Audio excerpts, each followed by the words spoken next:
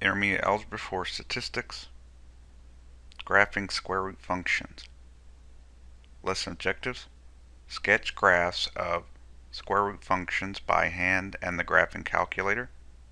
Explain the graphical significance of a, h, and k for the function y equals a times the square root of x minus h plus k.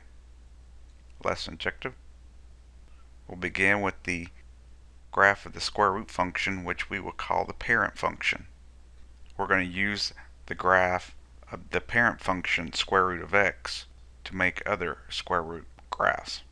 Here we have our table of values. When x is -1, y is undefined because we can only take square roots of positive numbers. The square root of a negative number is not a real number. So when x is -1, there is no value for y. When x is 0, y is 0. Square root of 0 is 0. When x is 1, y is 1. The square root of 1 is 1. When x is 2, y is the square root of 2, which is about 1.4. When x is 4, the square root of 4 is 2. So when x is 4, y is 2. So we have this function here that's an increasing function, but it's not increasing as fast as an exponential function. This graph is increasing slowly. Using the graphing calculator, if we type in the square root of x and y1 and hit graph, this will be our parent function. And if we hit second graph, which is table, we get the same values we had in the table in the previous slide. Example 1. Compare the graph of g of x equals the square root of x minus 3 with the graph f of x equals x squared.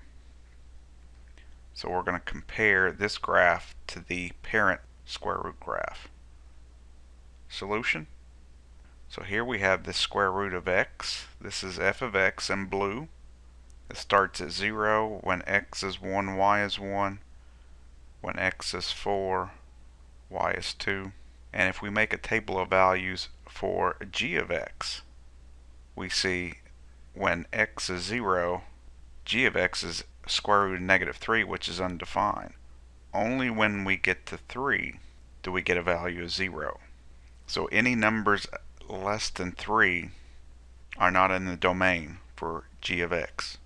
And if we look carefully, we see that really this is just the parent function moved over 3 units on the x-axis. So when y is 1 for g of x, x is 4. When y is 2, the x has been moved over 3 places. So let's think about it like this. F of x equals the square root of x. F of x is the same thing as y. Now if I wanted to solve for x, I would square both sides and I would get x equals y squared. So when x is 0, y is 0 squared, which is 0. When x is 1, y is 1 squared, which is 1. When x is 2, y is 4. When x is 3, y is 9. If we think of g of x, we do the same thing. We square both sides.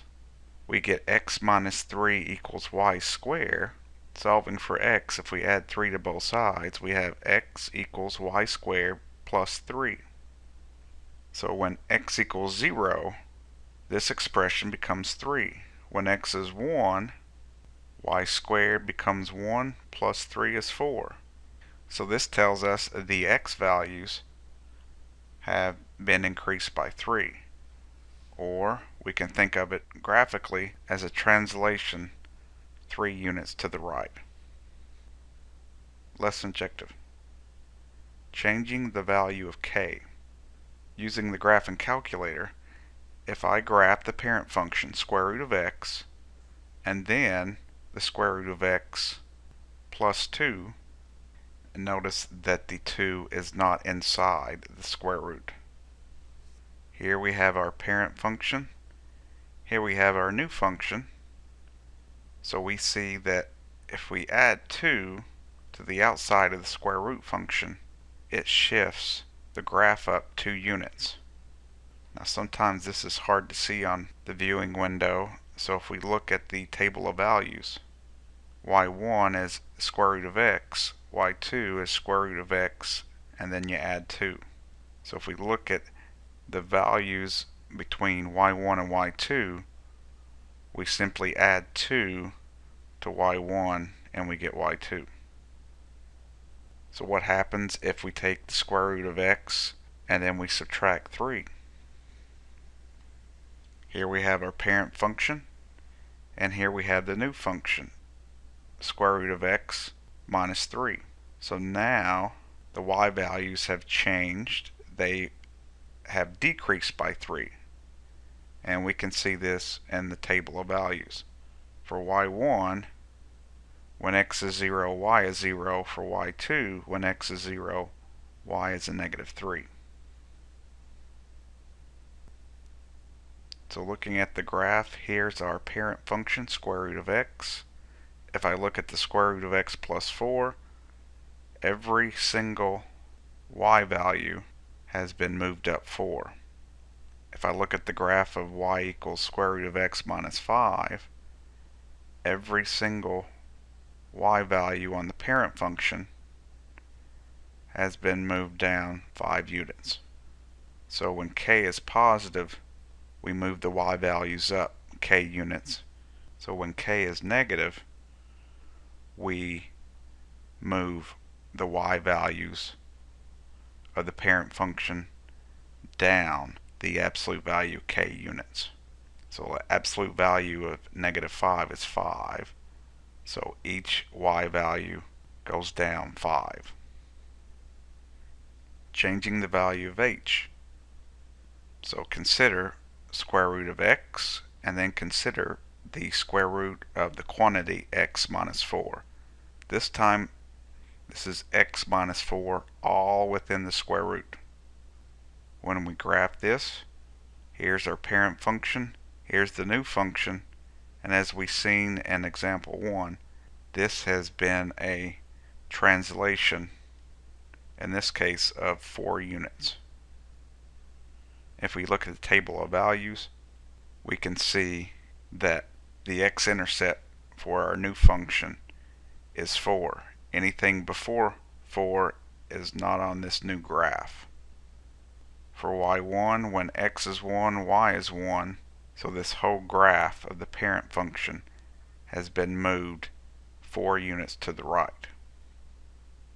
Let's look at the example of the graph of the square root of the quantity x plus 5. Again, x plus 5 is all under the radical. This time, the parent function has been moved to the left 5 units. And if we look at the table of values, we can see that when x is 5, the square root of x is 2.23. But for y2, x is 0. So the value for y and y1 when x is 5 is the same value in y2 when x is 0, 5 units to the left. Thus, as h is a positive number, it's a translation to the right, and when h is a negative number, x minus a negative 5 is the same thing as x plus 5. The function translated 5 units to the left. So here we have our parent function. When h is 2, it's 2 units to the right. When h is a negative 2, which produces x plus 2, it's 2 units to the left. Changing the value of a. So if you recall, a is the coefficient that multiplies the square root of x. Let's consider when a is 3. Here's our parent function. Here we see 3 times the square root of x. So the graph is increasing faster than the parent function. And if we look at the table of values, we take y1, we multiply it by 3, we get y2. When y is 1, y2 will be 1 times 3, or 3. So these values in y2 are 3 times larger than the value in y1. If a is equal to 0.5, so here we have our parent function, here we have the new function 1/2 times the square root of x. It increases at a slower rate. And from our table of values, we see that y2 is half of y1. So y2 is growing at half the rate as the parent function. So here's our parent function, and when a is larger than 1, the graphs increase faster, and when a is less than 1, the graphs increase at a slower rate. Thanks for watching.